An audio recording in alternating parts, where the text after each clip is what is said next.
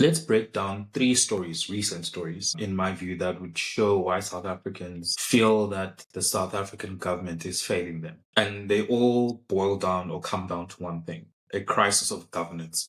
First, the National Prosecuting Authority. The people that are meant to bring justice have been found to be actually part of the problem. According to the article, the NPA is riddled with problems. Employee issue, people suspended not just for weeks, but for years, with pay, critical roles left vacant, or worse, misused for political views. When the prosecutor can't be trusted, the whole justice system, in my view, crumbles. And the victims of that are the ordinary South Africans that will never see justice or struggle to see justice being served.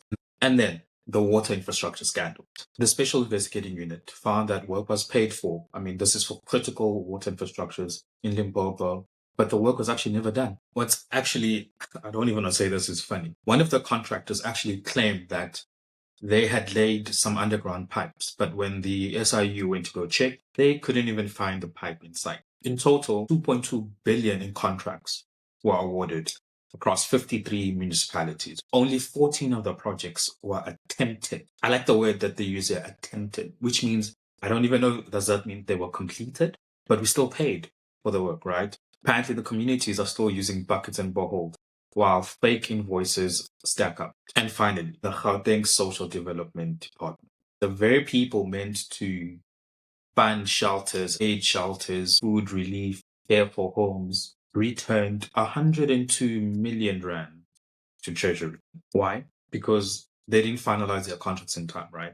At the same time, shelters, homes for abused, GBV shelters, abandoned children, disabilities, all of them are begging them for money. The money sat unused, and then they decided to send it back to national. What's worse is that this is the third time in 5 years this has happened. Three stories, three different departments, but there's one clear message: broken systems, no urgency to serve the public, and no clear or no accountability. If our own government can't get the basics right, water, social protection, and justice, how didn't we trust them to take care of us? This isn't a story of corruption. It's about how the systems, or the current systems we have in South Africa, enable it, and we as the citizens are left to pick up the pieces as always.